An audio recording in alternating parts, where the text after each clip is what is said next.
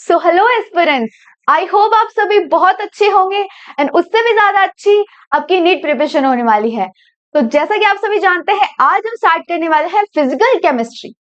और physical chemistry के हमारे सिलेबस में पहला चैप्टर है मोल कॉन्सेप्ट या मोल अवधारणा।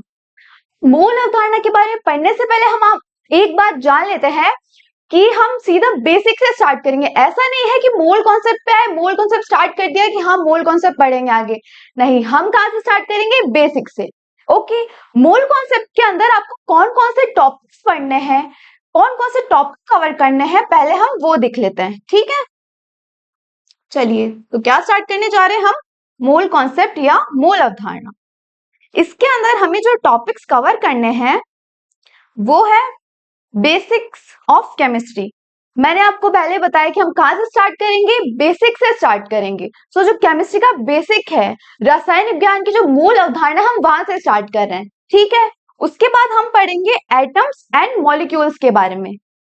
एटम्स एंड मॉलिक्यूल्स बहुत इंपॉर्टेंट है आपको अच्छे से पढ़ने। मतलब मोल कॉन्सेप्ट के अंदर आपको मेनली एटम्स एंड मॉलिक्यूल्स से क्वेश्चन पूछे जाते हैं। ज्यादातर क्वेश्चन इन्हीं से रिलेटेड होंगे कि कितने एटम्स है, कितने मॉलिक्यूल्स है, इनके बीच कौन कौन से फोर्सेस लग रहे हैं, इस टाइप से। ओके, एटम एंड मॉलिक्यूल्स की क्लास आपको अच्छे से देखनी है एंड अच्छे से आपको समझना है। ठीक है, उसके बाद में हम बात करते हैं हमारा मेन मोल कॉन्सेप्ट एंड उसके बाद लास्ट में हम बात करेंगे स्टोइकियोमेट्री या स्टोइकियोमेट्री के बारे में, अगर हम हिंदी में बोले तो। ठीक है, तो ये चार टॉपिक हमें क्या करना है? कवर करने हैं मोल कॉन्सेप्ट के अंदर। ठीक है, अब इंट्रोडक्शन इंट्रोडक्शन या परिचय लेते हैं हम किसका, कि मैटर क्या होता है, मैटर या पदार्थ किसे कहते हैं। तो मैटर, पहले हम इंग्लिश में डेफिनेशन देखते हैं कि something that occupies space, mass and volume, that is called matter. ठीक है, मतलब ऐसा कुछ जो कोई स्थान घेरता है, इसके अलावा जिसका कुछ मास हो, कुछ द्रव्यमान हो और जिसकी कुछ वॉल्यूम हो, उसे हम क्या बोलते हैं?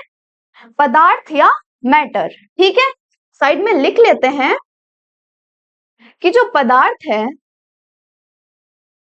पदार्थ का कुछ मास होगा, मास अर्थात कुछ द्रव्यमान होगा, उसके अलावा इसका कुछ वॉल्यूम या हम बोल सकते हैं आयतन होगा। ठीक है, डेफिनेशन हम लिखते हैं ऐसा ऐसा कुछ, अभी हमने देखा something that occupies space and mass volume that is called matter. ठीक है, तो ऐसा कुछ जो स्थान घेरता हो तथा जिसका द्रव्यमान व आयतन हो, उसे क्या कहते हैं हम? उसे पदार्थ कहते हैं। ठीक है, ये चीज आपको समझ आई कि पदार्थ क्या होगा? जिसकी कुछ वॉल्यूम होगी, जिसका कुछ आयतन होगा और कुछ द्रव्यमान होगा और जो कोई स्थान घेरेगा। ठीक है, पदार्थ को हम भौतिक अवस्थाओं के आधार पर तीन भागों में बांटेंगे। ठीक है, नॉर्मली हम जानते हैं कि पदार्थ को हम अलग अलग भागों में बांट सकते हैं, और यहाँ हम क्या करें? भौतिक अवस्थाओं के आधार पर पदार्थ को बांट रहे हैं तीन पार्ट्स में, जो कि होगा सॉलिड, लिक्विड, गैस। उसके अलावा भी हम दो और भागों में बांटते हैं पदार्थ को, जो कि होगा plasma and Bose Einstein condensate. But Bose Einstein condensate and plasma हमारे सिलेबस में नहीं है। दैट्स व्हाई हम तीन जो मेन इनके प्रकार है उनके बारे में देखेंगे, जो कि होंगे सॉलिड, लिक्विड एंड गैस। तो हम लिख लेते हैं तीन पार्ट्स कौन कौन से होंगे? सॉलिड, लिक्विड एंड लास्टली क्या? गैस। ओके, हिंदी में लिखें तो ठोस, द्रव और क्या होंगे? गैस। ठीक है, और इसके अलावा हमने बात की कि और भी दो प्रकार होते हैं। कौन कौन से? Plasma plasma and boss Einstein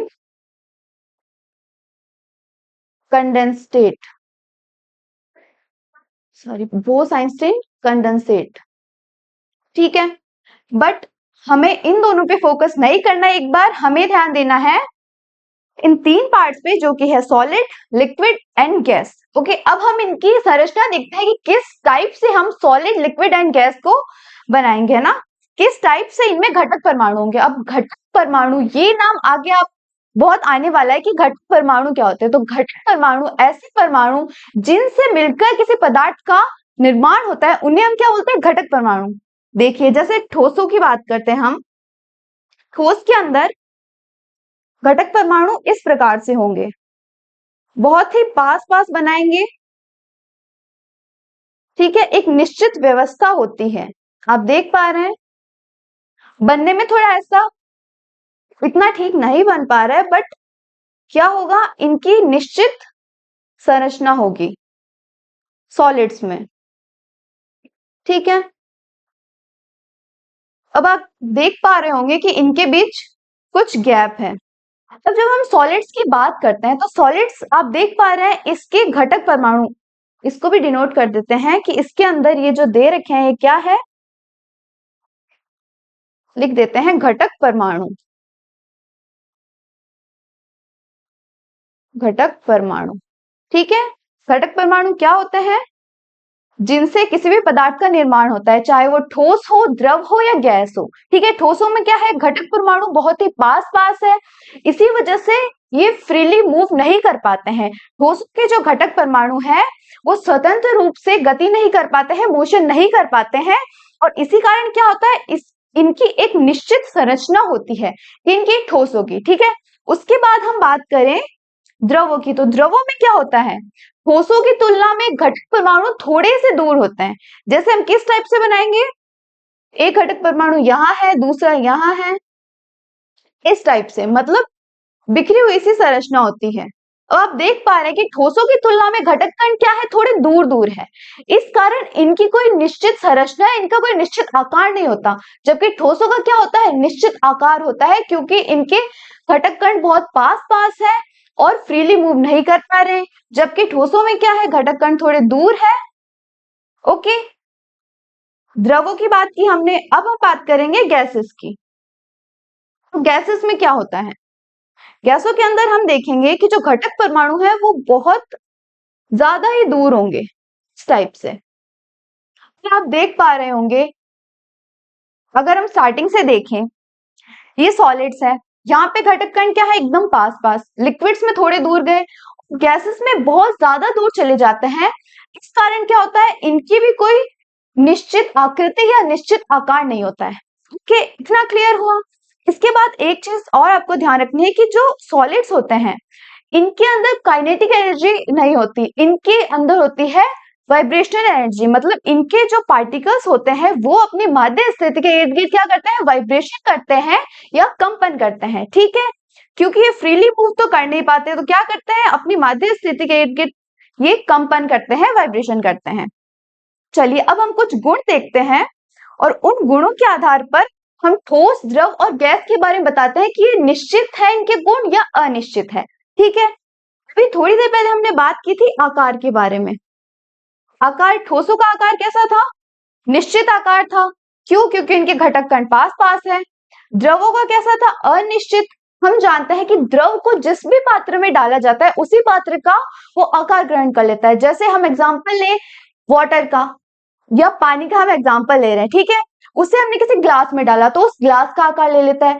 उसके बाद में अगर हम जल को किसी भी और पात्र में डालें, किसी प्लेट में डालें, प्लेट का आकार ग्रहण कर लेता है, या फिर हम किसी कटोरी में डालें उसका आकार ग्रहण कर लेता है। मतलब जो लिक्विड्स होते हैं इनका कोई निश्चित आकार या आकृति नहीं होती है, ठीक है। और उसके बाद हम बात करें गैसेस की, तो गैसेस के बारे में तो हम जानते हैं, अगर हम एग्जांपल ले तो हमारे एटमॉस्फेयर में जितनी भी गैसेस है क्या उनका कोई निश्चित आकार है, क्योंकि उनके घटक परमाणु बहुत ही दूर दूर है, इस कारण इनका कोई निश्चित आकार या आकृति नहीं होता है, ठीक है। तो हम यहाँ पे लिख देते हैं ठोसों के लिए आकार होगा निश्चित, द्रवों के लिए होगा अनिश्चित। अनिश्चित क्यों? अनिश्चित होगा बिकॉज ये पात्र के आधार पर क्या करते हैं, चेंज हो जाते हैं। ठीक है, उसके बाद गैसेस में भी क्या होता है, अनिश्चित। चलिए अब नेक्स्ट गुण की बात करते हैं जो कि है आयतन। आयतन में क्या होगा, सॉलिड्स है उनका अगर हम आयतन देखते हैं तो इनका आयतन बिल्कुल निश्चित प्राप्त होता है, जबकि लिक्विड्स का देखिए, लिक्विड्स को जैसे हमने किसी पात्र में डाल के और इसका आयतन देखा तो इसका आयतन भी निश्चित होगा। तो सॉलिड्स और लिक्विड्स का आयतन निश्चित होता है, बट गैसेस के लिए क्या होता है, गैसेस आयतन अनिश्चित होता है। क्या लिखेंगे हम, सॉलिड्स या ठोसों के लिए आयतन होगा निश्चित। ठीक है, द्रवों के लिए भी होगा निश्चित। लास्टली बात करेंगे गैसेस की, तो गैसेस का आयतन होगा अनिश्चित। अनिश्चित, ठीक है। अब हम बात करते हैं द्रव्यमान की, द्रव्यमान या मास की। तो ये चीज आपको अच्छे से ध्यान रखनी है कि जो द्रव्यमान है, द्रव्यमान संरक्षण के नियम से सॉलिड, लिक्विड एंड गैसेस के लिए क्या रहेगा, हमेशा संरक्षित रहता है। क्या आपने कभी आयतन संरक्षण का नियम पढ़ा है?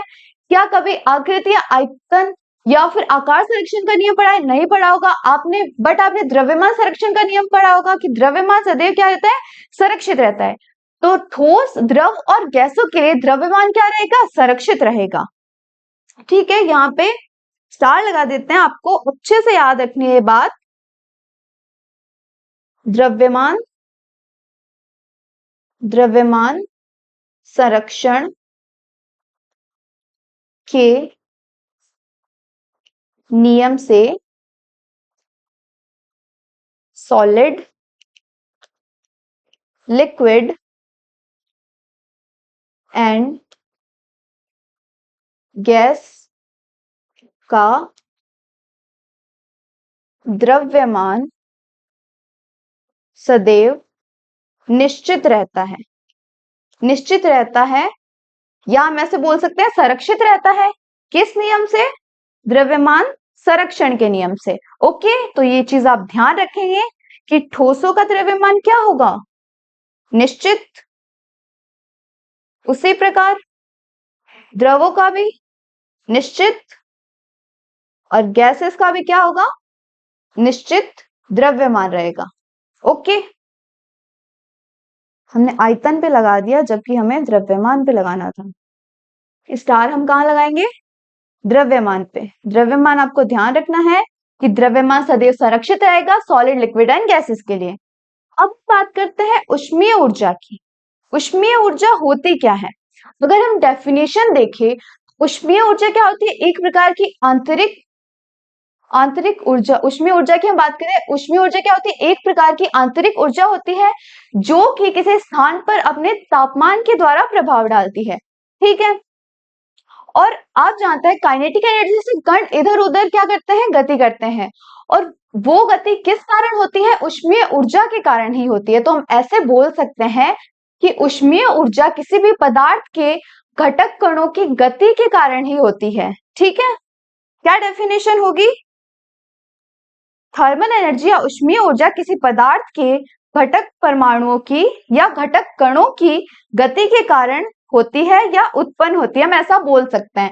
ठीक है, इसके अलावा आपको एक बात और ध्यान रखनी है कि उष्मीय ऊर्जा घटक परमाणु को दूर रखने का कार्य करती है। उष्मीय ऊर्जा से आप क्या समझेंगे कि जैसे कोई सॉलिड है, हमने एग्जांपल लिया किसी भी पदार्थ का, कोई सॉलिड है। ठीक है, सॉलिड को अगर हम क्या करें, उसका तापमान बढ़ा रहे हैं, उसको गर्म कर रहे हैं, तब क्या होगा, सॉलिड का तापमान बढ़ेगा। तापमान बढ़ेगा, क्या होगा, उसके घटक परमाणुओं की काइनेटिक एनर्जी बढ़ेगी, गतिज ऊर्जा बढ़ेगी। कण क्या करेंगे, गति करेंगे, कण दूर जाएंगे। जैसे ही हमने तापमान बढ़ाया तो उष्मीय ऊर्जा भी बढ़ेगी, और उष्मीय ऊर्जा अभी मैंने बताया, उष्मीय ऊर्जा क्या करती है, घटक परमाणुओं को दूर रखने का कार्य करती है। तो घटक परमाणु दूर हो जाएंगे और सॉलिड लिक्विड में चेंज होते हैं। तो कोई आपसे पूछे कि क्या कारण होता है, अगर कोई ऐसा क्वेश्चन आ जाए आगे कि क्या कारण होता है जिस कारण से सॉलिड लिक्विड में चेंज होते हैं, तो हम बताएंगे कि काइनेटिक एनर्जी बढ़ेगी घटक परमाणुओं के ताप बढ़ाने पर, और ऊष्मीय ऊर्जा के कारण घटक परमाणु अलग अलग हो जाएंगे, जिससे सॉलिड किस में चेंज होता है, लिक्विड में चेंज होता है। चलिए, तो ये चीज हमें समझ आई। और डेफिनेशन क्या याद रखनी है कि किसी पदार्थ के घटक परमाणु की गति के कारण ही उत्पन्न ऊर्जा को हम ऊष्मीय ऊर्जा कहते हैं। इसे हम कैसे समझे? हमने अगर गैसेस का एग्जांपल लिया, तो गैसेस के पार्टिकल्स क्या होते हैं, बहुत दूर दूर होते हैं।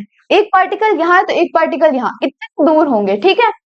घटक परमाणु इतने ज्यादा दूर दूर होते हैं जब गैसेस में, तो इनके बीच आप देख सकते हैं ऊष्मीय ऊर्जा को हम कैसे डिफाइन करेंगे। ऊष्मीय ऊर्जा क्या है, घटक परमाणु की गति के कारण उत्पन्न ऊर्जा।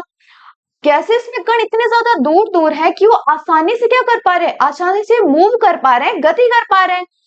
जितनी ज्यादा गति होगी उतनी ज्यादा क्या होगी, ऊष्मीय ऊर्जा होगी। तो सबसे ज्यादा ऊर्जा कौन से पदार्थ होती है, गैसेस में, ठीक है।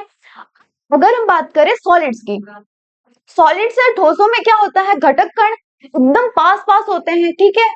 हमने स्टार्टिंग में पढ़ा था घटक परमाणु क्या होते हैं, बिल्कुल पास पास, जिस कारण गति नहीं कर पाते हैं। और गति नहीं करेंगे तो इनमें क्या होगा, वाइब्रेशन होगा।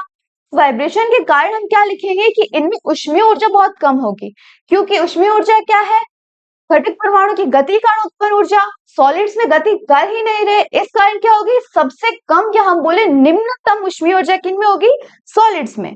सॉलिड्स में निम्नतम होगी, गैसेस में उच्चतम होगी, तो द्रवों में क्या होगा, इनके मध्य की।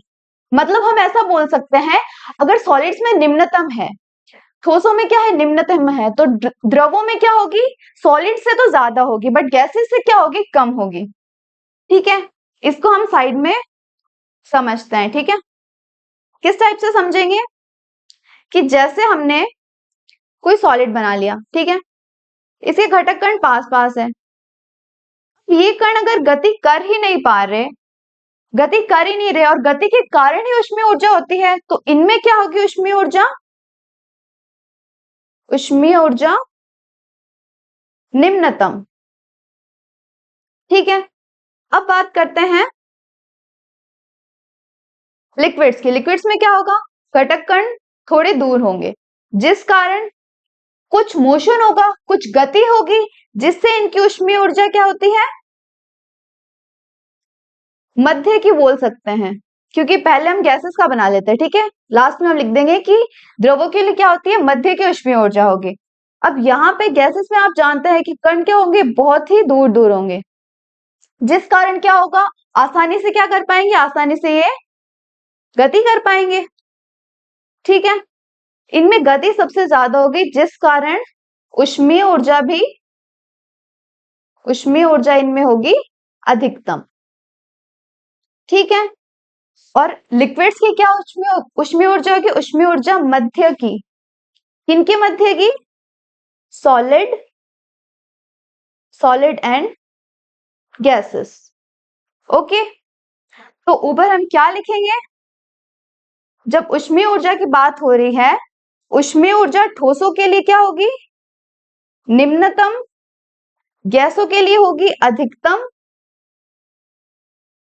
और लिक्विड्स के लिए क्या होगी, ठोस तथा गैस के मध्य की, ओके।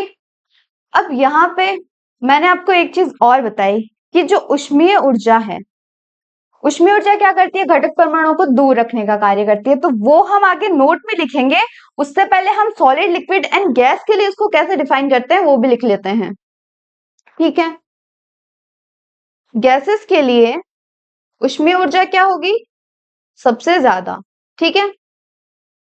लिक्विड्स के लिए क्या होगी, लिक्विड्स के लिए गैसेस से कम होगी, और सॉलिड्स के लिए क्या होगी, सबसे कम होगी। हिंदी में लिखे तो ठोस, द्रव और गैस। इस साइड से क्या होगा, ऊष्मीय ऊर्जा, ऊष्मीय ऊर्जा बढ़ेगी, सॉरी ऊष्मीय ऊर्जा कम होगी, ठीक है। उल्टा लिख दिया क्या, वापस से लिखते हैं। ये हो गया गैस, द्रव और ठोस।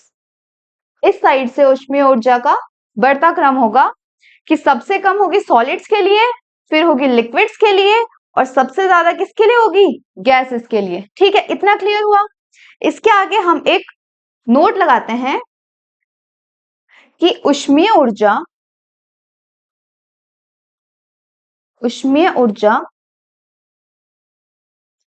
घटक परमाणु क्या होते हैं? जिनसे पदार्थ का निर्माण होता है। ठीक है, जिनसे मिलकर पदार्थ बनता है।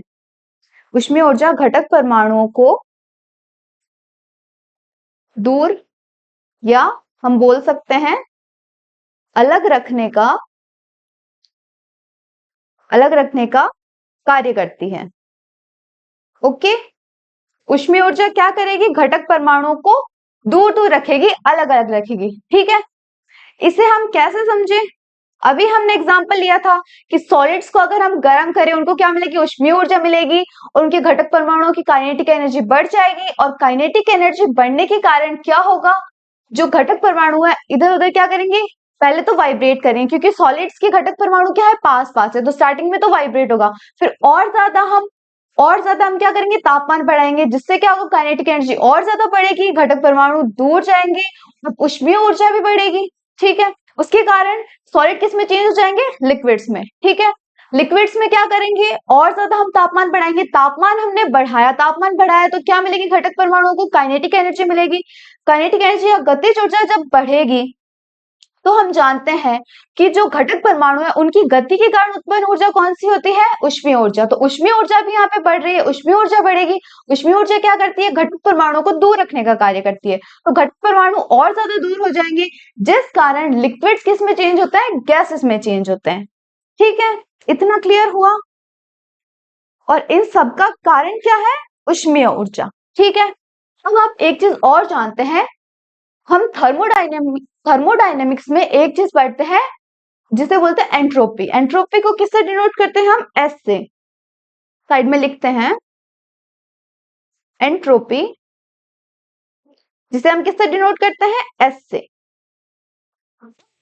कोई भी कण जितना ज्यादा गति कर रहा है, ठीक है, पहली बात वो काइनेटिक एनर्जी से गति कर रहा है, बट कुछ कण ऐसे होते हैं कि जो बहुत ज्यादा ही मूव करते हैं, तो उनके लिए एक क्या टर्म आती है? एंट्रोपी। ठीक है, एंट्रोपी को आप ऐसे समझो कि अव्यवस्था जितनी ज्यादा होती है, एंट्रोपी उतनी ज्यादा होगी। अब अव्यवस्था से क्या मतलब है? जैसे हम सॉलिड्स की बात करें, तो सॉलिड्स में क्या होता है? अभी हमने देखा कि जो घटक परमाणु है, इनकी एक निश्चित व्यवस्था होती है। ठीक है, घटक परमाणु क्या है? एकदम सारे लाइन से हैं, पूरे व्यवस्थित हैं। ठीक है, तो व्यवस्थित है मतलब इनमें अव्यवस्था कम है। इसका मतलब हम बोलेंगे एंट्रोपी सबसे कम किन में होती है? सॉलिड्स में। ठीक है, सबसे कम अव्यवस्था किसमें है? सॉलिड्स में। फिर हम आते हैं लिक्विड्स पे। तो लिक्विड्स में क्या होता है? लिक्विड्स में घटक परमाणु थोड़े दूर है और थोड़े से बिखरे हुए टाइप से है। इसका मतलब अव्यवस्था बढ़ जाती है किन के अंदर? लिक्विड्स के अंदर। और कंपैरिजन किसका करें? सॉलिड्स का। मतलब ठोसों की तुलना में द्रवों के अंदर अव्यवस्था क्या होती है? बढ़ जाती है। और अव्यवस्था जैसे ही बढ़ी, अव्यवस्था बढ़ी मतलब एंट्रोपी बढ़ी। ठीक है, उसके बाद हम बात करें गैसेस की, तो गैसेस में घटक कण क्या है? और दूर है, और ज्यादा मोशन कर रहे हैं, और ज्यादा गति कर रहे हैं, जिस कारण अव्यवस्था बढ़ रही है। और जैसे अव्यवस्था बढ़ी तो हम क्या बोलते हैं? अव्यवस्था बढ़ने पर एंट्रोपी भी बढ़ जाती है। ठीक है, तो यहाँ पे हम क्या लिखेंगे? एंट्रोपी कौन से टर्म से हमने इसे डिनोट किया? हमने बोला अव्यवस्था। जितनी ज्यादा अव्यवस्था बढ़ेगी, एंट्रोपी उतनी ही ज्यादा बढ़ेगी। ठीक है, हमने ऊष्मीय ऊर्जा की अगर बात कर रहे थे, हमने इसके अंदर एंट्रोपी का क्यों, मतलब एंट्रोपी को हम क्यों बीच में लेके आए? एंट्रोपी हमने किस तरीके समझी? जितनी ज्यादा अव्यवस्था उतनी ज्यादा एंट्रोपी है। ठीक है, हमने ठोसों का पहले एग्जांपल लिया। ठोसों में आप जानते हैं कि सबसे करीब होते हैं इनके घटक परमाणु द्रवों के और गैसों के कंपैरिजन में। ठीक है, जैसे जैसे तापमान हम बढ़ाते हैं, तापमान बढ़ाया, घटक कण दूर गए, क्या बढ़ी? ऊष्मीय ऊर्जा बढ़ी। ठीक है, उससे क्या हुआ? घटक कण बिखर जाते हैं इस टाइप से। जैसे द्रवों में क्या होता है, पहले व्यवस्थित थे, फिर द्रवों के अंदर घटक कण दूर दूर हुए, एक बिखरी हुई से हमें संरचना प्राप्त हुई, ठीक है। और इस कारण क्या होगा, ऊष्मीय ऊर्जा में हम जानते हैं गति के कारण उत्पन्न ऊर्जा को ऊष्मीय ऊर्जा कहते हैं, और ऊष्मीय ऊर्जा से क्या हुआ, घटक कण दूर दूर हो गए, इनमें कुछ अव्यवस्था उत्पन्न हुई, और जितनी ज्यादा अव्यवस्था होती है एंट्रोपी भी उतनी ज्यादा बढ़ती है। तो हम कह सकते हैं कि जैसे ऊष्मीय ऊर्जा बढ़ेगी, किसी पदार्थ को हम ताप देते हैं, क्या बढ़ती है, ऊष्मीय ऊर्जा बढ़ती है।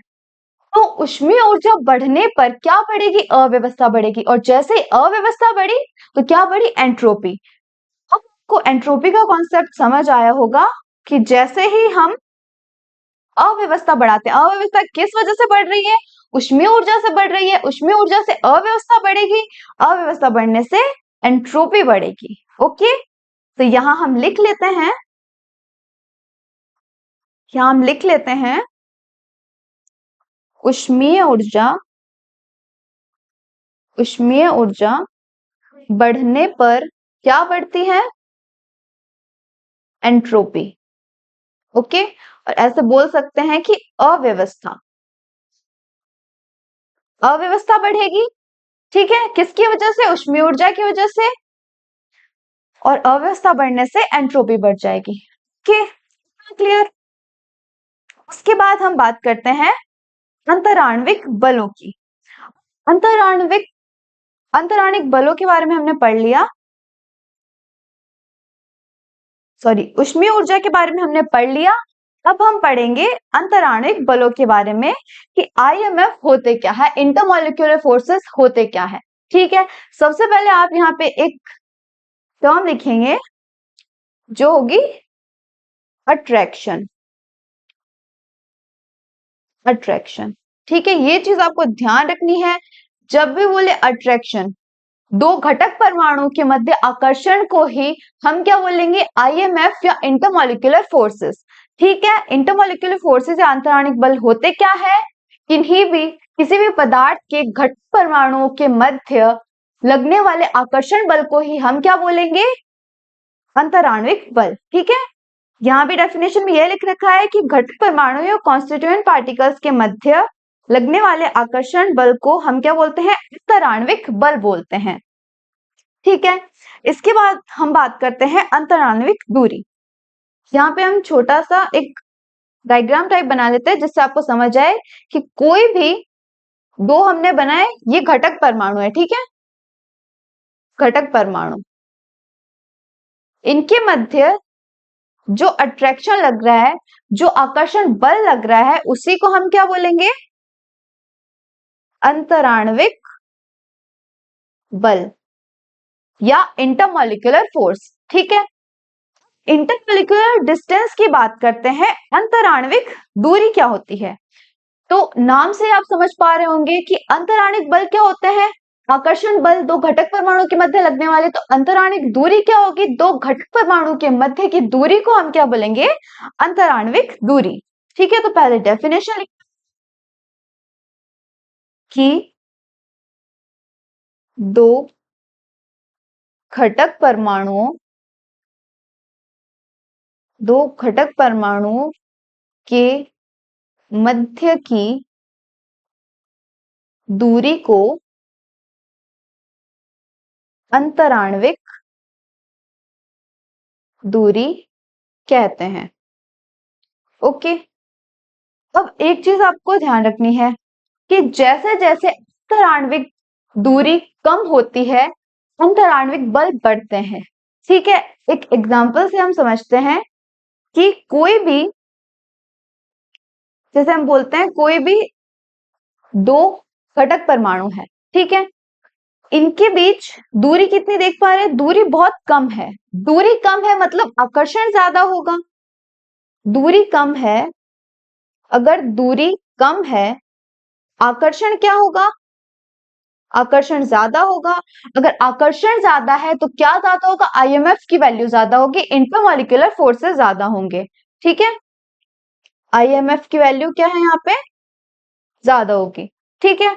अगर हम बात करें कि दो पार्टिकल्स हैं, ये दूर हैं, किनके कंपैरिजन में, ऊपर हमने जो दो पार्टिकल्स बनाए, या फिर हम बोले कि दो घटक परमाणु बना है उनके कंपैरिजन में ये घटक परमाणु क्या है, अधिक दूरी पर है। तो आप देख सकते हैं कि इनकी दूरी ज्यादा है, दूरी बढ़ी तो क्या कम होगा, आकर्षण कम होगा। अब आप एक चीज बताइए, कोई भी घटक परमाणु है पास में है तो जितने ज्यादा पास होंगे उनमें आकर्षण क्या होगा, उतना ही ज्यादा। आकर्षण ज्यादा है बट इनकी जो डिस्टेंस है, इनके बीच की दूरी है वो क्या है, कम है। और इसके अलावा हम बात करें कि दो पार्टिकल से एक पार्टिकल यहाँ, एक पार्टिकल यहाँ, तो इनके बीच की आप देख पा रहे डिस्टेंस ज्यादा होगी। डिस्टेंस ज्यादा है तो क्या कम होगा, आकर्षण कम होगा। तो यहाँ हम यही बात कर रहे हैं कि यहाँ क्या है, दूरी, दूरी ज्यादा है। अब दूरी ज्यादा है तो क्या कम होगा, आकर्षण, आकर्षण कम होगा। और आकर्षण कम हुआ तो किसकी वैल्यू कम हुई, आईएमएफ या इंटरमॉलिक्यूलर फोर्सेस की वैल्यू कम हो गई। तो हम कैसे लिखेंगे कि अगर हम इंटरमॉलिक्यूलर फोर्सेस आईएमएफ की वैल्यू बढ़ाते हैं तो आईएमडी की वैल्यू कम होती है। अब आईएमएफ और आईएमडी क्या है, आईएमएफ है इंटरमॉलिक्यूलर फोर्सेस और आईएमडी क्या है, इंटरमॉलिक्यूलर डिस्टेंस है। ठीक है, यहां हम लिख लेंगे आईएमएफ क्या है, अंतराण्विक बल है, और आईएमडी क्या है, अंतराण्विक दूरी है। ओके, तो ये चीज आप ध्यान रखेंगे कि अगर अंतराणिक बल, कोई आपको बोल रहे कि अंतराणिक बल ज्यादा है दो घटक परमाणु के मध्य, तो अंतराणिक दूरी क्या होगी, कम होगी। और अंतराणिक दूरी ज्यादा है तो क्या अंतराणिक बल क्या होंगे, अंतराणिक बल कम होंगे। ठीक है, इसको आकर्षण के कॉन्सेप्ट से अभी हमने समझा। ठीक है, अब हम सॉलिड, लिक्विड एंड गैसेस की बात करेंगे, है ना, कि सॉलिड, लिक्विड एंड गैसेस में हम आईएमएफ को कैसे डिफाइन करते हैं। ठीक है, इसके लिए हम क्या करते हैं, स्टार्टिंग में संरचना पे जाते हैं। ठीक है, अब सॉलिड्स की बात करते हैं। सॉलिड्स क्या, सॉलिड्स के घटक परमाणु क्या होंगे, एकदम से पास पास होंगे। तो घटक परमाणु पास है तो इनमें क्या ज्यादा होता है, आकर्षण ज्यादा होता है। आकर्षण ज्यादा है, हम देखते हैं कि आकर्षण ज्यादा है, आकर्षण क्या है, ज्यादा है। तो क्या ज्यादा होगा, इंटरमॉलिक्यूलर फोर्स ज्यादा होगा। ठीक है, आकर्षण ज्यादा है, अंतराणिक बल क्या होंगे, ज्यादा होंगे। ओके, लिक्विड्स की बात करें तो लिक्विड्स में क्या होगा, घटक कण कुछ दूर जाएंगे, दूर जाएंगे तो क्या कम होगा, आकर्षण कम होगा। आकर्षण कम हुआ मतलब किसकी वैल्यू कम हुई, आईएमएफ की वैल्यू कम हुई। लास्टली हम बात करेंगे गैसेस की। तो गैसेस में क्या होगा, गैसेस के परमाणु बहुत दूर दूर है, डिस्टेंस बढ़ी, परमाणु की दूरी बढ़ी तो क्या कम हुआ, आकर्षण कम हुआ। आकर्षण कम होने पर इंटरमॉलिक्यूलर फोर्सेस की वैल्यू भी कम होगी। किसके लिए, गैसेस के लिए। तो सबसे ज्यादा अंतराणिक बल किसके लिए होंगे, ठोसों के लिए। फिर सबसे कम अंतराणिक बल किसके होंगे, गैसेस के लिए। और लिक्विड्स के लिए क्या होंगे, ठोसों और गैसों के मध्य के अंतराणिक बल होंगे इनके अंदर। ठीक है, तो यहां पे हम क्या करते हैं, लिख देते हैं कि ठोसों के लिए, ठोसों के कण क्या है, बहुत पास पास है, जिस कारण अंतराणिक बल क्या है, अधिकतम। तो ठीक से लिखते हैं, अधिकतम। ओके, गैसेस के लिए क्या होंगे, निम्नतम, जिसका कारण क्या होगा कि गैसेस के पार्टिकल्स बहुत ज्यादा दूर दूर है, इनके मध्य आकर्षण कम है। आकर्षण कम होने की वजह से क्या होगा, आईएमएफ की वैल्यू भी कम हो जाएगी। और ये क्या होंगे, ठोस और गैस के मध्य, मध्य की। ठीक है, इतना क्लियर हुआ। इसके बाद में हम यहाँ पे लिख लेते हैं कि सॉलिड्स के लिए,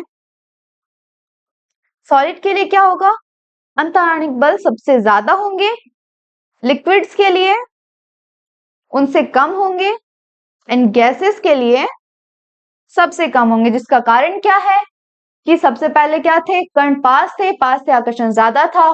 फिर लिक्विड्स में दूर गए तो आकर्षण कम हुआ, और गैसेस में सबसे कम आकर्षण था। ठीक है, किस साइड से होगा, यहां से नहीं, इस साइड से नहीं, सबसे कम था गैसेस के लिए, सबसे कम गैसेस के लिए, उसके बाद में लिक्विड्स और सबसे ज्यादा सॉलिड्स के लिए। तो बढ़ते क्रम में हमने लिख दिया, सबसे कम अंतराणिक बल गैसों में होंगे, उससे ज्यादा लिक्विड्स में होंगे और सबसे ज्यादा अंतराणिक बल किस में होंगे? सॉलिड्स में। ठीक है, जैसे हमने ऊष्मीय ऊर्जा के लिए एक नोट लगाया था, ऊष्मीय ऊर्जा में हमने क्या लिखा था कि ऊष्मीय ऊर्जा घटक परमाणुओं को दूर दूर रखने का कार्य करती है, वैसे ही आणविक बल क्या करता है? घटक परमाणु को पास लाने का कार्य करता है। क्यों? क्योंकि ये आकर्षण बल है और आकर्षण बल क्या करते हैं? घटक परमाणु को पास लाने का कार्य करते हैं। ठीक है, तो क्या लिखेंगे? अंतराण्विक बल, अंतराण्विक आणविक बल घटक परमाणुओं को साथ, या बोल सकते हैं पास पास रखने का कार्य करते हैं। ओके, तो ये चीज आप ध्यान रखेंगे कि जितने ज्यादा अंतराणिक बल होंगे घटक परमाणु उतने ही पास होंगे, और सॉलिड्स में सबसे ज्यादा मतलब अधिकतम, और गैसेस में क्या होंगे? निम्नतम। ठीक है, इसके बाद में हम क्वेश्चन पे आते हैं कि क्वेश्चन किस टाइप से पूछे जाएंगे। नॉर्मल क्वेश्चन आंसर टाइप से नहीं है, ये असर्शन और रीजन वाला क्वेश्चन है। अब इन्हें हम किस टाइप से अटेम्प्ट करेंगे? सबसे पहले हम देखेंगे असर्शन क्या है। असर्शन एक स्टेटमेंट आपको दिया होगा, ये स्टेटमेंट पहले आपको देखना है स्टेटमेंट सही है या गलत है। ठीक है, उसके बाद में आपको रीजन देखना है कि जो स्टेटमेंट दे रखा है उसका रीजन यही है या फिर नहीं। मतलब ये रीजन पहले देखो, रीजन का भी स्टेटमेंट सही है या गलत है, और उसके बाद में लास्ट में क्या देखो कि ये रीजन असर्शन की सही व्याख्या कर पा रहा है या नहीं कर पा रहा। ठीक है, इस क्वेश्चन को हम अटेम्प्ट करते हैं, फिर हम ठीक से समझ पाएंगे कि किस तरीके से इस क्वेश्चन को करना है। ओके, पहले हम ये स्टेटमेंट पढ़ते हैं असर्शन का कि ठोसों का निश्चित आयतन और आकार होता है। ये चीज हम स्टार्टिंग से पढ़ रहे हैं कि ठोसों का आकार भी निश्चित होता है। किस कारण?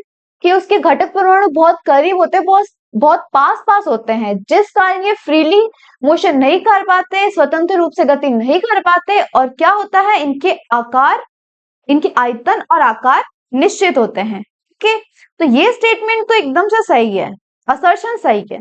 रीजन देखते हैं, रीजन क्या दे रखा है कि इनके आयतन और आकार निश्चित क्यों होते हैं। तो हम देखेंगे कि ठोस पदार्थों में घटक कण एक दूसरे के बहुत निकट होते हैं, ये चीज तो सही है कि बहुत पास पास होते हैं, और गति की अधिक स्वतंत्रता नहीं होती है, जिस कारण से इनके आयतन और आकार निश्चित होते हैं। मतलब कारण का स्टेटमेंट भी सही है और अभिकथन का स्टेटमेंट भी सही है, और हम देख पा रहे हैं कि इसी कारण से ही आयतन आकार निश्चित होते हैं। मतलब जो कारण है वो अभिकथन की सही व्याख्या भी कर पा रहा है। इतना समझ आया? तो तीन चीजें हमें चेक करनी थी, तीनों चीजें हम चेक कर चुके हैं कि अभिकथन भी सही है, कारण का स्टेटमेंट भी सही है, और कारण अभिकथन की सही व्याख्या कर रहा है। ये हमारा फर्स्ट क्वेश्चन है। ठीक है, तो इसके अंदर हम क्या करेंगे? पहले सारे ऑप्शंस पढ़ेंगे, आगे के जो क्वेश्चन होंगे उसमें हम क्या करेंगे? सारे ऑप्शंस नहीं पढ़ेंगे क्योंकि पहले से हमने पढ़ रखा होगा। ठीक है, तो यहाँ पे पहला ऑप्शन देखते हैं कि अभिकथन और कारण दोनों सत्य है और कारण अभिकथन की सही व्याख्या करता है। ठीक है, दूसरा क्या है? अभिकथन और कारण दोनों सत्य है परंतु कारण अभिकथन की सही व्याख्या नहीं कर पा रहा। तीसरा क्या है? अभिकथन सत्य है परंतु कारण इसका असत्य है। और चौथा है अभिकथन कारण दोनों ही असत्य है। यहाँ पे एक चीज आपको और ध्यान रखनी है, अगर आपको स्टार्टिंग में अभिकथन ही गलत दे रखा हो, अगर आपको असर्शन ही गलत दे रखा है, तो आप कौन सा ऑप्शन सिलेक्ट करेंगे? लास्ट ऑप्शन सिलेक्ट करेंगे, ऑप्शन नंबर डी आपको सिलेक्ट करना है। क्यों करेंगे? क्योंकि अगर हमें स्टेटमेंट ही गलत दे रखा है, हमें पता है जो लाइन लिखी हुई है वो लाइन ही गलत है, तो उसका कारण कैसे सही हो सकता है? तो जहां भी आपको असर्शन गलत दे रखा हो, आपको पता है कि ये लाइन लिख रखी है, 100% श्योर हो कि असर्शन गलत है, असर्शन का स्टेटमेंट एकदम से गलत है, तो रीजन ऑटोमेटिकली रॉन्ग हो जाएगा। ऑप्शन नंबर डी आपको सिलेक्ट करना होगा वहां पे। ठीक है, बट यहाँ क्वेश्चन नंबर 1 में हम क्या देख रहे हैं? असर्शन स्टेटमेंट सही है एकदम। ठीक है, रीजन एकदम से सही है और जो रीजन है उसी से ही असर्शन का स्टेटमेंट आया है। ठीक है, मतलब जो कारण है अभिकथन की सही से व्याख्या कर पा रहा है। तो कौन सा ऑप्शन करेक्ट होगा? Option number A. ओके, तो option number A is our correct option. ठीक है, लिख लेते हैं ऑप्शन नंबर ए। इसके बाद हमने देखा कि पदार्थों को भौतिक अवस्था के आधार पर हमने कितने भागों में बांटा? 3 भागों में बांटा था। ठीक है, सॉलिड, लिक्विड एंड गैसेस में उसके अलावा 2 भाग और थे, बट वो हमारे सिलेबस में नहीं है, तो उनपे हमने इतनी चर्चा नहीं की। ठीक है, पदार्थों को हम 2 भागों में और बांटेंगे, जिनमें होंगे मिश्रण या हम बोले मिक्सचर। लिख लेते हैं मिक्सचर, मिक्सचर एंड प्योर। इसको थोड़ा बीच में ले आते हैं।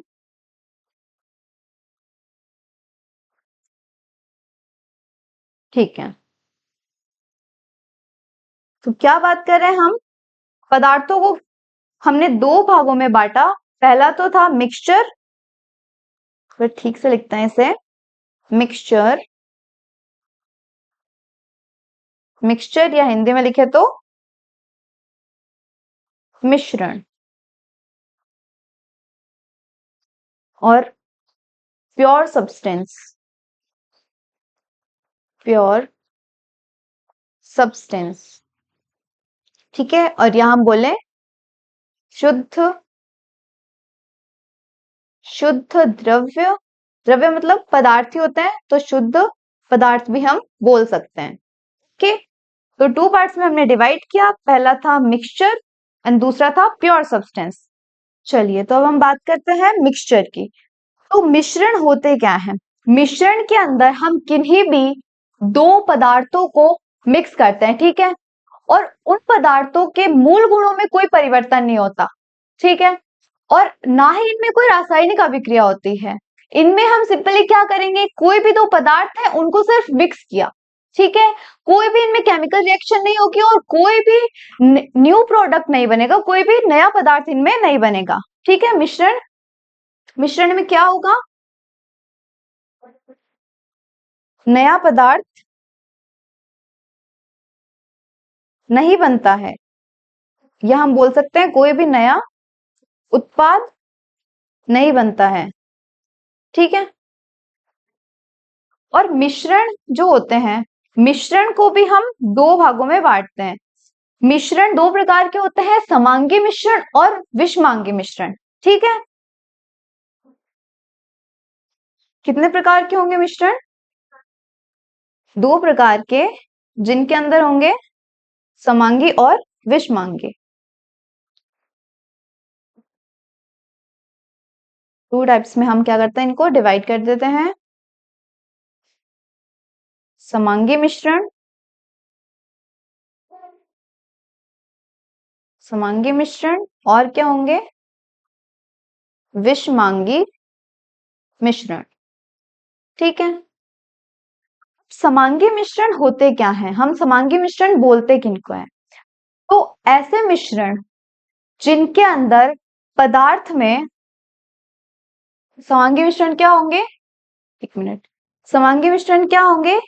जिनमें पूरे पदार्थ के अंदर संगठन और गुण बिल्कुल समान रहे, चेंज नहीं आए। जैसे हम एग्जांपल ले कि चीनी और पानी का मिश्रण है, हम चीनी को पूरी तरीके से पानी में मिला दें।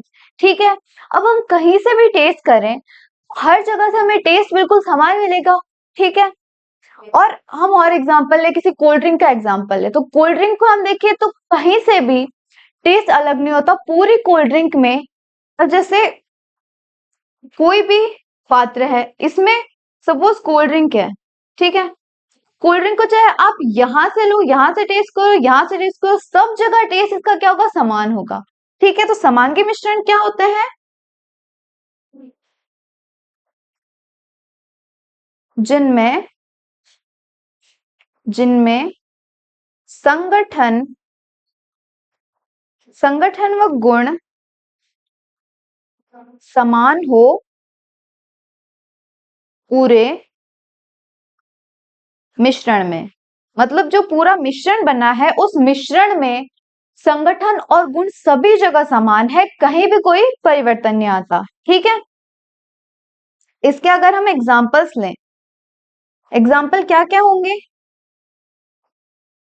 जल व चीनी का मिश्रण। ठीक है,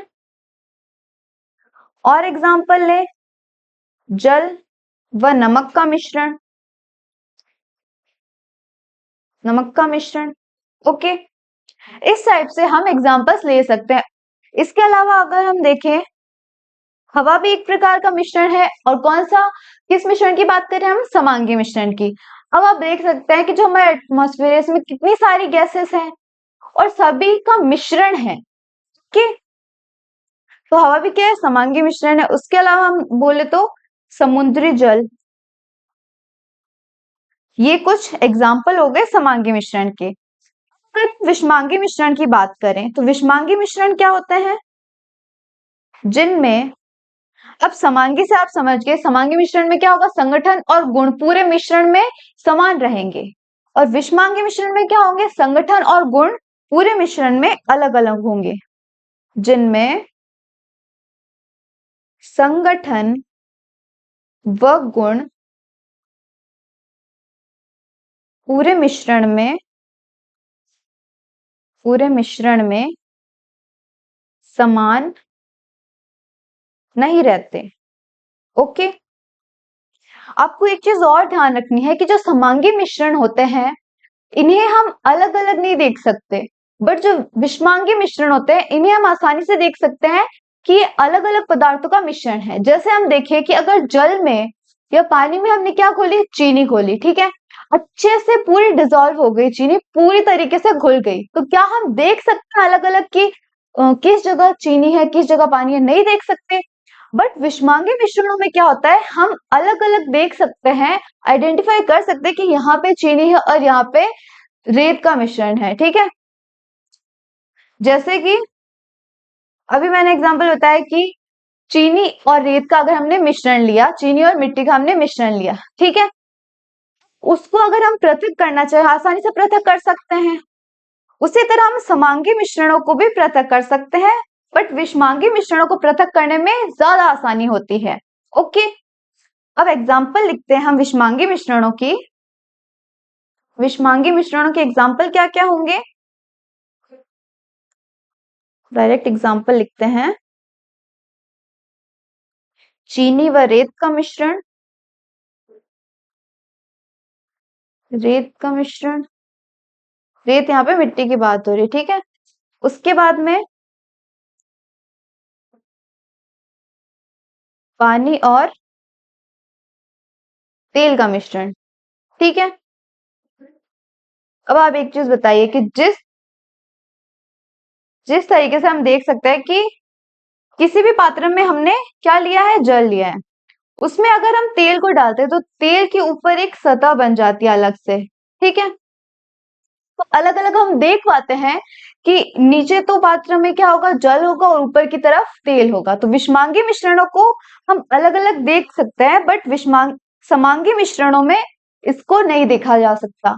और अगर हम बात करें इनको पृथक करने की या अलग अलग करने की, तो समांगी मिश्रणों को भी भौतिक विधियों द्वारा पृथक किया जा सकता है, और विषमांगी मिश्रणों को भी हम भौतिक विधियों द्वारा पृथक कर सकते हैं। जैसे एग्जाम्पल ले हम जल और चीनी का मिश्रण, तो अगर हम इस मिश्रण को पृथक करना चाहे तो हम कैसे करेंगे? आसवन विधि द्वारा।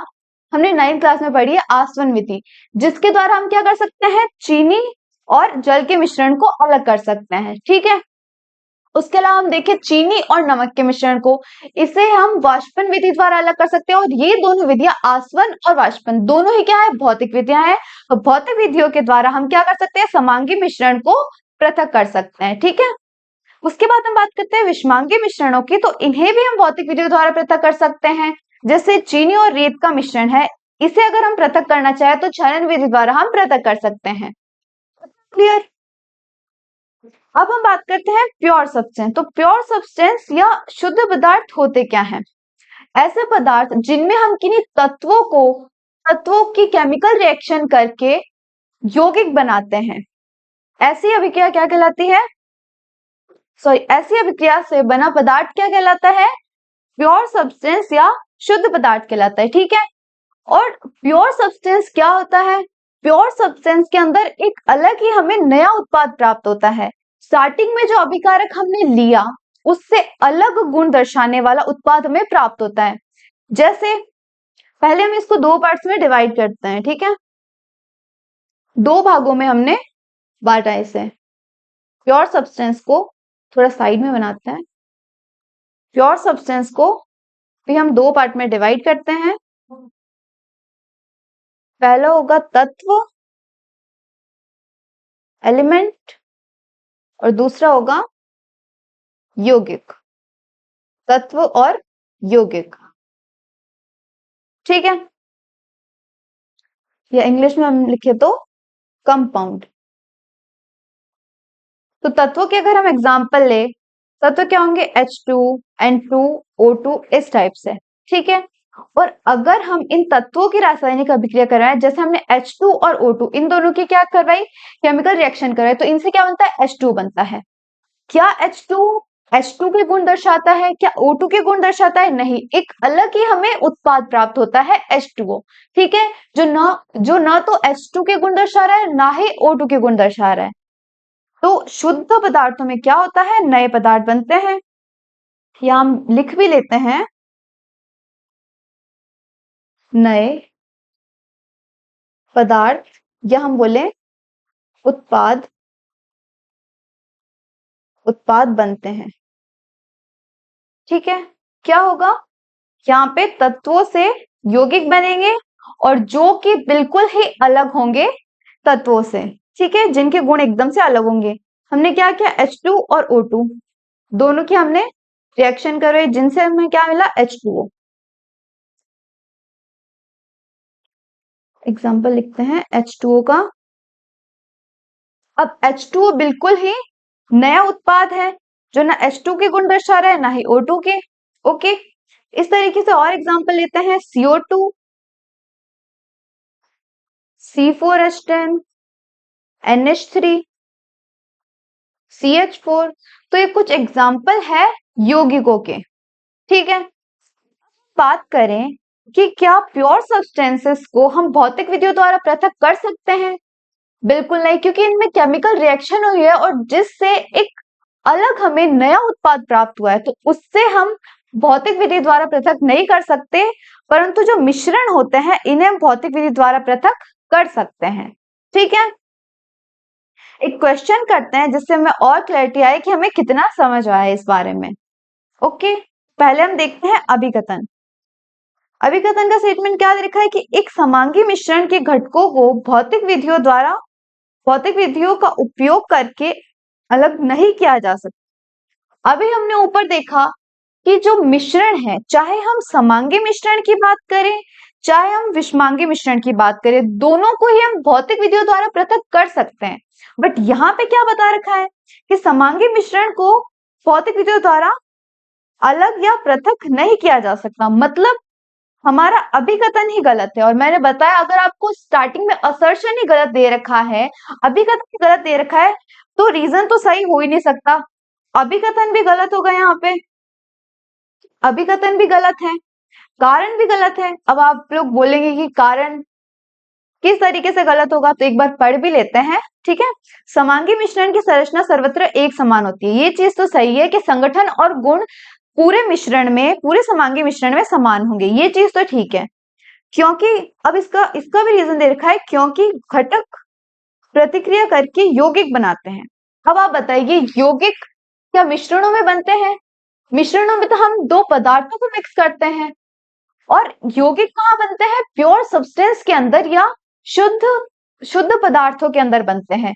एलिमेंट से क्या बनते हैं? कंपाउंड्स बनते हैं। ठीक है, तो ये चीज तो एकदम गलत हो गई कि मिश्रणों की संरचना सर्वत्र एक समान है, ये तो सही है, बट ये चीज गलत हो गई ना कि घटक प्रतिक्रिया करके यौगिक बनाते हैं, क्योंकि मिश्रणों के अंदर यौगिक नहीं बनता है। ठीक, तो यहाँ पे कौन सा करेक्ट ऑप्शन होगा? ऑप्शन नंबर डी, जो कि क्या है? अभिकथन गलत है, और कारण भी गलत है। हमने अभी देखा अभिकथन यहाँ पे गलत है और कारण भी गलत है, तो ऑप्शन नंबर डी हमारा करेक्ट ऑप्शन होगा। ठीक है, लिख लेते हैं आंसर डी। ओके, अब हम नेक्स्ट क्वेश्चन की बात करते हैं। क्वेश्चन नंबर 3, इसका अभिकथन देखते हैं। अभिकथन क्या है कि गर्म करने पर ठोस आमतौर पर तरल में बदल जाते हैं, ये चीज एकदम से सही है। और आगे गर्म करने पर तरल गैसीय अवस्था में बदल जाते हैं। हम जानते हैं, हमने अभी थोड़ी देर पहले ही पढ़ा था कि कोई भी सॉलिड है उसको हम गर्म करते हैं, कोई भी ठोस है उसको अगर हम गर्म करें, गर्म करने पर क्या होगा, इसके घटक कणों की काइनेटिक एनर्जी बढ़ेगी, काइनेटिक एनर्जी बढ़ेगी और ऊष्मीय ऊर्जा मिलेगी। ऊष्मीय ऊर्जा क्या करती है, घटक परमाणु को दूर करने का कार्य करती है। घटक परमाणु सॉलिड्स में पास पास थे, सॉलिड्स के घटक परमाणु दूर दूर है, तो किसमें चेंज होगा, लिक्विड में चेंज होगा। ठीक है, लिक्विड में चेंज होगा। लिक्विड को हम और ज्यादा हीट कर रहे हैं, और ज्यादा इसको हम गर्म कर रहे हैं, तापमान बढ़ाया, तापमान बढ़ाया तो क्या हुआ, द्रव के जो पार्टिकल्स है इनकी काइनेटिक एनर्जी बढ़ेगी। काइनेटिक एनर्जी बढ़ेगी, कण इधर उधर भागेंगे, इधर उधर भागने से क्या होगी, ऊष्मीय ऊर्जा बढ़ेगी। ऊष्मीय ऊर्जा बढ़ने पर क्या होता है, घटक परमाणु और ज्यादा दूर चले जाएंगे और लिक्विड्स किस में चेंज हो जाएंगे, गैसेस में। ठीक है, तो यहाँ पे क्या हुआ, गर्म करने पर ठोस तरल में या द्रव में चेंज हुए और आगे गर्म करने पर तरल गैस में, गैसीय अवस्था में बदल जाते हैं। ठीक है, अब इसका हमें रीजन दे रखा है, पहले देखते हैं अभिकथन का स्टेटमेंट सही है। ठीक है, उसके बाद क्या हम चेक करते हैं कि कारण का स्टेटमेंट सही है या गलत है। तो कारण हमें क्या देखा है कि ठोस, द्रव और गैस अवस्था में घटक कणों की व्याख्या अलग अलग होती है। ये हम जानते हैं कि ठोसों में घटक कण पास होते हैं, द्रवों में थोड़े दूर होते हैं, गैसेस में बहुत ज्यादा दूर होते हैं। तो ये स्टेटमेंट तो सही है, बट क्या ये कारण अभिकथन की सही व्याख्या कर पा रहे हैं? बिल्कुल नहीं, क्योंकि हम जानते हैं, हम काइनेटिक एनर्जी से इसको डिफाइन कर सकते हैं कि काइनेटिक एनर्जी बढ़ी या फिर ऊष्मीय ऊर्जा बढ़ी, इस वजह से सॉलिड किस में चेंज हुए, लिक्विड में, लिक्विड गैस में चेंज हुए। बट ये कारण गलत है कि व्यवस्था व्यवस्था से ही ये ठोस द्रव में और द्रव गैस में चेंज हुए। तो कारण या तो होना चाहिए था तापमान, या तो तापमान, मतलब तापमान तो हम बढ़ा ही रहे हैं, तो बोल सकते हैं कि तापमान बढ़ाने पर ऊष्मीय ऊर्जा, ऊष्मीय ऊर्जा बढ़ेगी। ऊष्मीय ऊर्जा जब बढ़ी, ऊष्मीय ऊर्जा बढ़ी और साथ में क्या बढ़ी, गतिज ऊर्जा, काइनेटिक एनर्जी बढ़ी, जिस कारण से ठोस द्रव में चेंज हो गए, द्रव गैस में चेंज हो गए।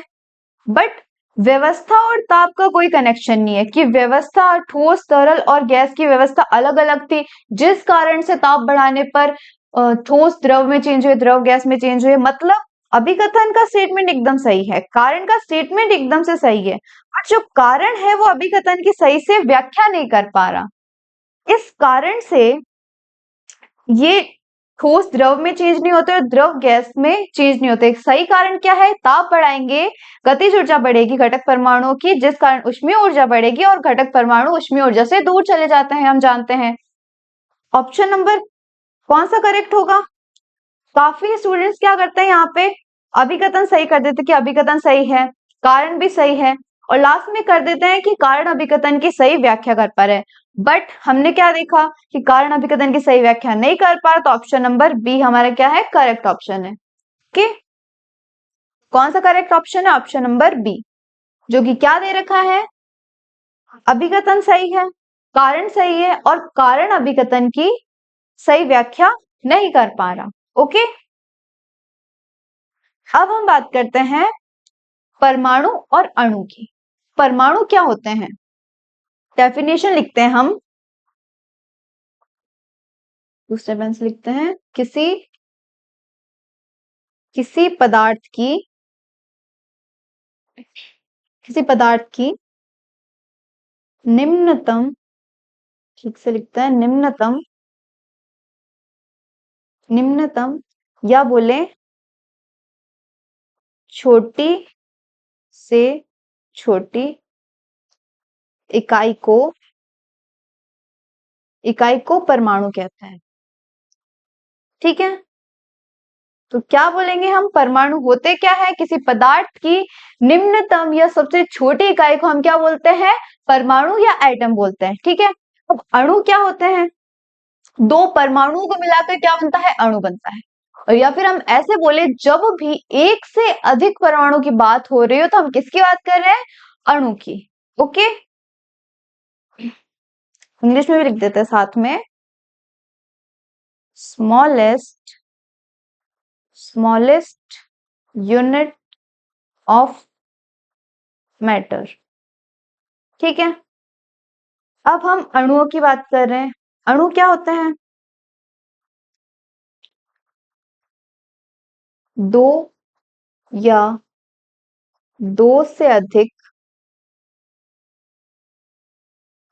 दो या दो से अधिक परमाणुओं की अभिक्रिया से अणु बनते हैं। ठीक है, और या फिर हम ऐसे बोलें कि जब एक से अधिक परमाणु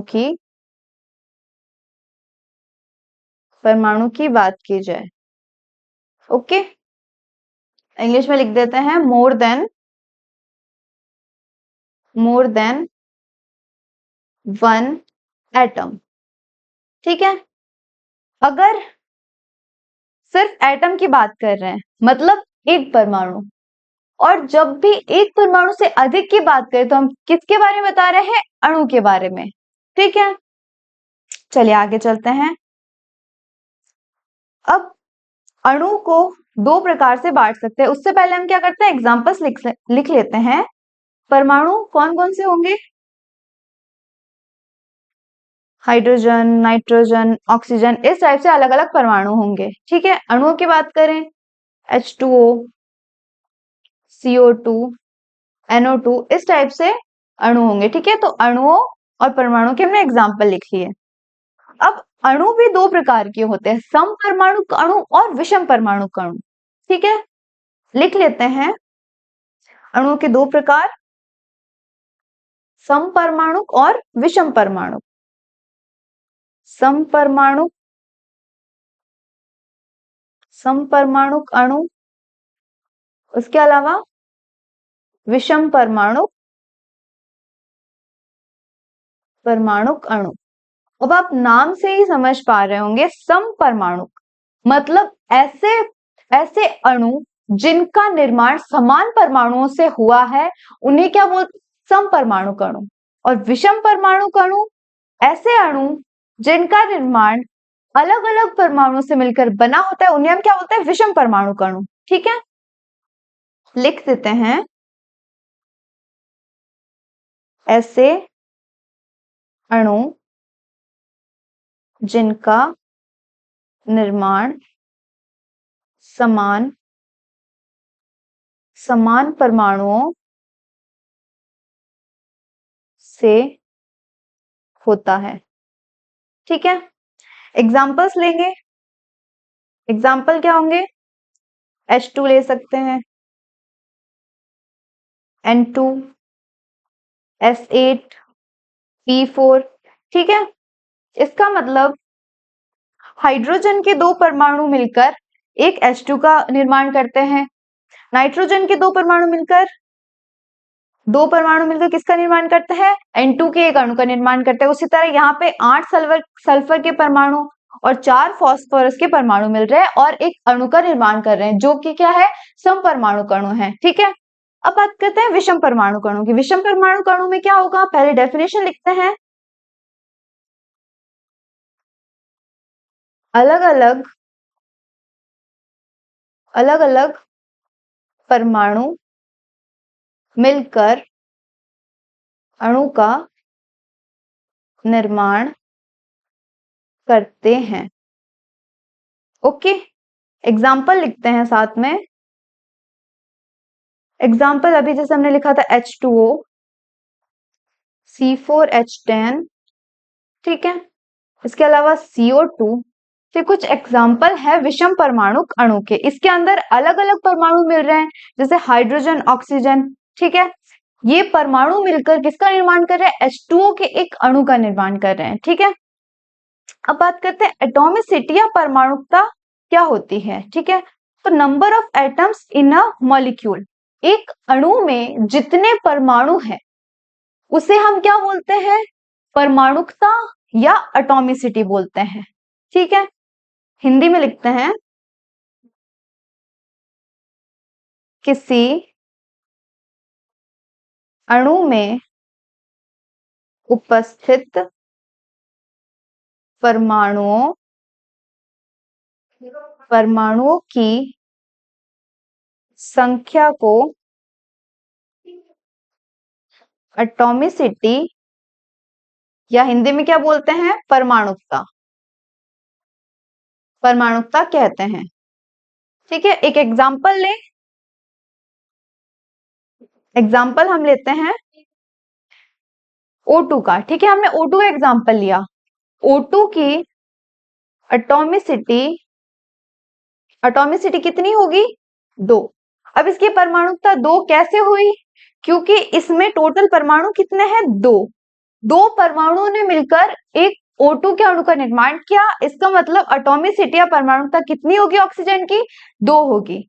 ठीक है, उसके बाद में कुछ और एग्जाम्पल लेते हैं। जैसे हमने एक अणु को 2 भागों में बांटा, समपरमाणु अणु, विषम परमाणु अणु, तो इनकी एटॉमिसिटी या इनकी परमाणुकता भी अलग अलग होगी। ठीक है, केस फर्स्ट में हम क्या करेंगे? एक अणु, यदि अणु समपरमाणुक हो, समपरमाणुक है तब तो कोई प्रॉब्लम नहीं है, सीधा हम क्या करेंगे? एटॉमिसिटी निकाल लेंगे कि कितने परमाणु थे इसमें। अब जैसे यहाँ पे आप देख पा रहे हैं, ऑक्सीजन में 2 परमाणु है तो एटॉमिसिटी 2 हो जाएगी।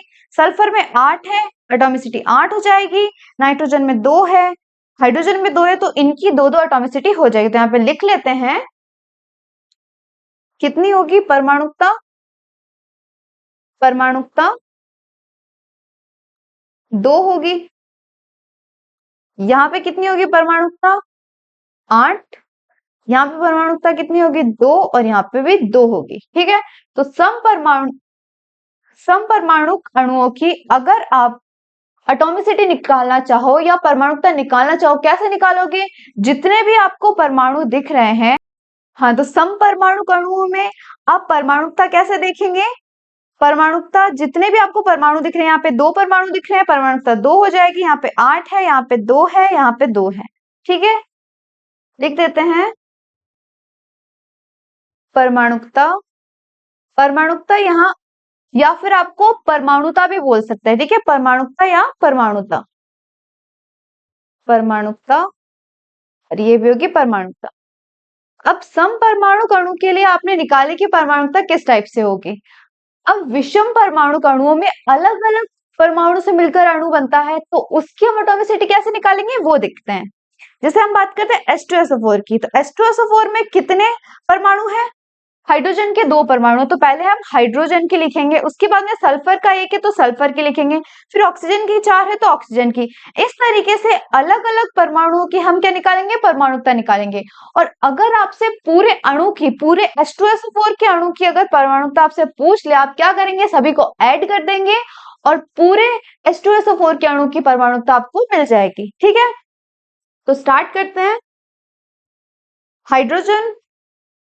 हाइड्रोजन की परमाणुकता कितनी होगी? 2, क्योंकि यहाँ पे आप देख पा रहे हैं 2 हाइड्रोजन है। उसके बाद में सल्फर की परमाणुकता देखें, सल्फर की परमाणुकता जो कि कितनी है? 1, क्योंकि एक ही सल्फर है। उसके बाद में ऑक्सीजन की परमाणुकता जो कि होगी 4। और अगर हम इनका टोटल निकाले, अगर आपसे पूछ ले कि H2SO4 के अणु की परमाणुकता कितनी होगी?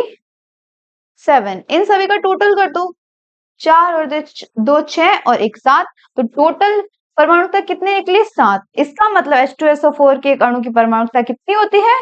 7 होती है। उसके बाद में H2O की, H2O की बहुत सिंपल होगी, पहले H की निकाल लो, उसके बाद में O की निकाल लो। तो हाइड्रोजन की परमाणुकता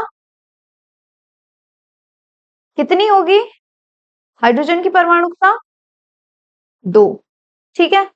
उसके बाद में ऑक्सीजन की परमाणुकता, ऑक्सीजन की परमाणुकता होगी 1। और आपसे पूछे H2O की, H2O की परमाणुकता कितनी हुई? परमाणुकता 2 और 1 3।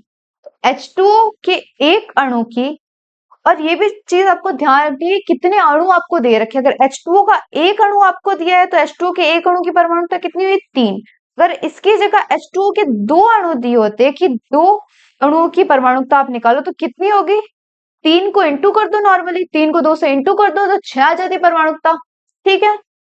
इस टाइप से हम ग्लूकोज की करते हैं C6H12O6, क्या बोलते हैं इसे?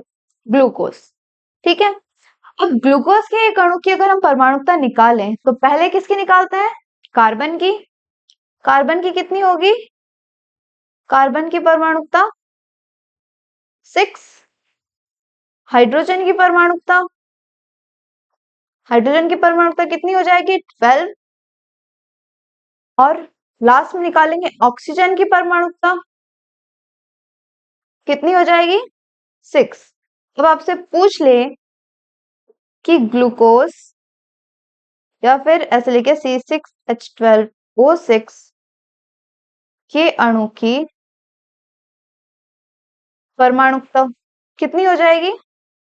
परमाणुता या परमाणुकता कितनी हो जाएगी?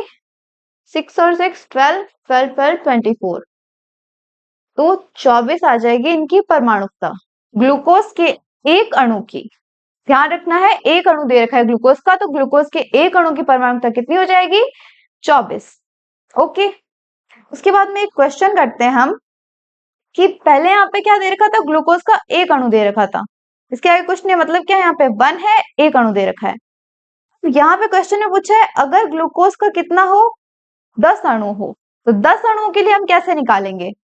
यहाँ पे एक चीज ध्यान रखनी है कि जितनी भी परमाणुकता है, परमाणुकता से आप इंटू कर दो जितने भी अणु आपसे पूछ रखे हैं। सबसे पहले क्या करो, यहाँ पे जितने अणु दे रखे हैं वो लिख दो, 10 10 और 10, ठीक है। अब देखो आपकी कार्बन के एक अणु की परमाणुकता कितनी है। कई जगह ऐसा पूछेंगे कि आपसे सीधा परमाणु पूछ लेंगे, परमाणुकता नहीं पूछेंगे, परमाणु पूछेंगे। आप जानते हैं परमाणुकता होती क्या है? टोटल जितने परमाणु होते हैं किसी अणु में उसे हम परमाणुकता बोलते हैं। तो कभी आपसे ऐसे पूछे परमाणुकता की जगह अगर पूछ ले कि परमाणु कितने हैं, तो वहां पे वो परमाणुकता की ही बात कर रहे हैं, ठीक है। कार्बन की आप देखो, एक ग्लूकोज के लिए परमाणुकता कितनी है? 6 है, तो इसे 6 से हम क्या करेंगे? इंटू कर देंगे। इंटू क्या करेंगे? एटॉमिसिटी, एटॉमिसिटी कितनी है? 6 है। उसके बाद में हाइड्रोजन के लिए कितनी है? 12 इंटू 12, और ऑक्सीजन के लिए भी कितनी है? 6 है। टोटल निकालेंगे कितना हो जाएगा? 60, 120 और 60। तो समझ आया क्या करेंगे हम यहाँ पे? सबसे पहले जितने भी अणु आपको दे रखे हैं, 10 अणु दे रखे हैं, यहाँ पे कुछ भी दे सकते हैं, 5 अणु दे देंगे, 4 अणु दे देंगे। क्या करना है? सबसे पहले अणु लिख लेना है, कितने अणु हमें दे रखे हैं, और लास्ट में इंटू क्या करेंगे? जितने परमाणु है, और या फिर ऐसा बोले जितनी एटॉमिसिटी है उससे आप इंटू कर दो। ऊपर हमने देखा ग्लूकोज के एक अणु में कार्बन की परमाणुता 6 थी, तो हमने 6 से इंटू किया, फिर हाइड्रोजन के लिए 12 थी, ऑक्सीजन के लिए 6 थी। इस टाइप से हम इस क्वेश्चन को करेंगे, ठीक है। वो आपसे पूछ ले कि कुल परमाणु कितने होंगे, कुल परमाणु पूछ रहा है, मतलब यहाँ पे हमसे क्या पूछ रहा है? ग्लूकोज, ग्लूकोज के 10 अणुओं की परमाणुकता टोटल पूछ रहा है ना हमसे कि टोटल कितने परमाणु होंगे, मतलब हमसे परमाणुकता पूछ रहा है ग्लूकोज के 10 अणुओं की। तो कितना होगा? सबसे पहले क्या करना है आपको? अणु लिख लेने, अणु कितने हैं वो लिख लिए। उसके बाद में कितनी आई थी परमाणुकता? 24। देख सकते हैं आप यहाँ पे हमने जब इन सबका टोटल किया था परमाणुता कितनी आई थी 24, तो 24 से हम क्या करेंगे, इसको इंटू कर देंगे। नॉर्मली इंटू कर दिया, 24 से कितना आया 240। तो ग्लूकोज के 10 अणुओं की परमाणुता कितनी हो जाएगी, 240 हो जाएगी। इतना क्लियर। तो ग्लूकोज के 10 अणुओं की परमाणुता हमने निकाल ली, ठीक है, कितनी आई 240। उसके बाद हम बात करते हैं कि जब भी हमें मॉलिक्यूल से एटम निकालना हो क्या करते हैं।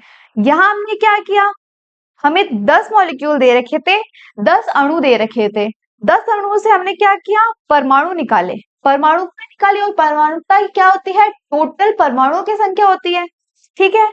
जब भी हमें अणु से परमाणु निकालना हो, हम कैसे निकालेंगे वो देखते हैं। क्या होगा यहाँ पे, ये तो है अणु और यहाँ क्या है, परमाणु। तो जब भी आपको अणु से परमाणु निकालना होता है, आप कैसे निकालेंगे, इनटू एटॉमिसिटी करके।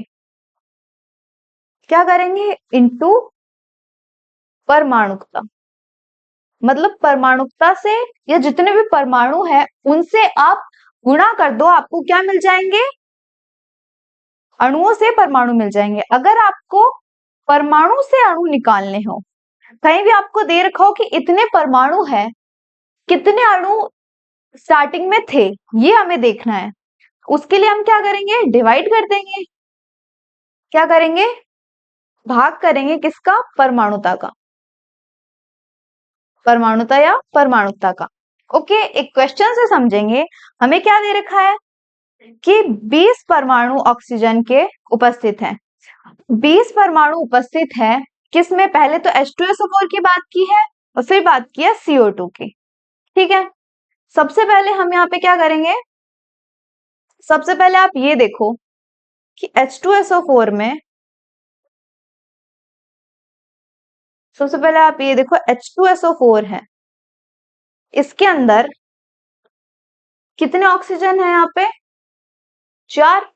क्या लिखेंगे, H2SO4 में ऑक्सीजन की परमाणुता, ऑक्सीजन की परमाणुता कितनी दे रखी है आपको, 4 दे रखी है, ठीक है।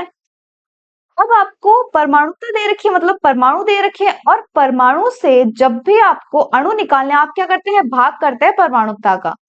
तो जितने भी आपको अणु दे रखे हैं, मतलब हमें अणुओं से ही क्या करना होता है, अणुओं से ही गुणा करना होता है और अणुओं से ही भाग देना होता है। जब भी अणु से परमाणु निकालना है तो जितने भी अणु है उनसे इंटू कर दो परमाणुता को, और जब भी आपको परमाणु से अणु निकालने तो आप क्या करोगे, भाग करोगे, डिवाइड करोगे परमाणुता से, ठीक है। अब कितने परमाणु हमें दे रखे हैं, 20 परमाणु, 20 परमाणु दे रखे हैं, तो 20 को हम भाग दे देंगे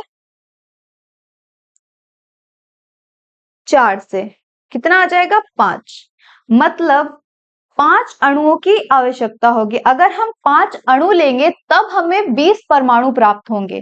कैसे देखेंगे आप, जो 5 हमें अणु प्राप्त हुए हैं, इन 5 को आप इंटू कर दो, 4 से परमाणुता से इंटू करते हैं तो क्या मिलता है, अणु से हमें परमाणु मिल जाते हैं।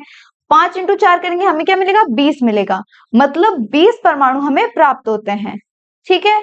अगर आपको परमाणु से अणु निकालना, आप क्या करोगे, जितने भी अणु है ऊपर उनको लिख दो, नीचे आप परमाणुता लिख दो। किसकी परमाणुता हम लिखेंगे, जैसे यहाँ ऑक्सीजन की बात हो रही है तो सिर्फ ऑक्सीजन की परमाणुता देखेंगे, बाकी हाइड्रोजन सल्फर इनसे आपको कोई मतलब नहीं है, ओके।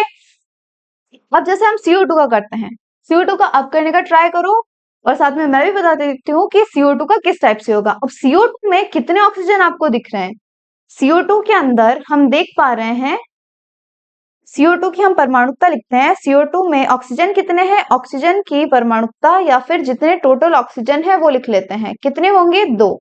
तो परमाणुता कितनी हुई ऑक्सीजन की, 2 हुई, किसके अंदर, CO2 के अंदर। CO2 हम देखेंगे कि इसके 20 अणु प्राप्त करने के लिए, CO2 के 20 अणु प्राप्त करने के लिए स्टार्टिंग में कितने अणु हमें चाहिए थे, उसके लिए हम क्या करेंगे, सबसे पहले ऊपर लिख देंगे अणु, अणु कितने हैं, अणु हमें 20 दे रखे हैं। नीचे हम क्या लिखेंगे, परमाणुता, ऑक्सीजन की परमाणुता कितनी दे रखी है, 2। तो परमाणुता से क्या करेंगे, डिवाइड करेंगे, क्या आ जाएगा 10, ठीक है।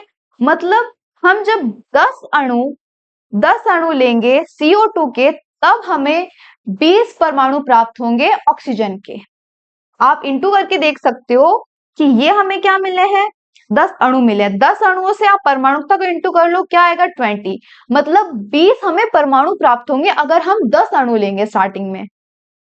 ओके, इसके बाद में एटम हम अगली क्लास में पढ़ेंगे। आज की क्लास यही कंप्लीट होती है।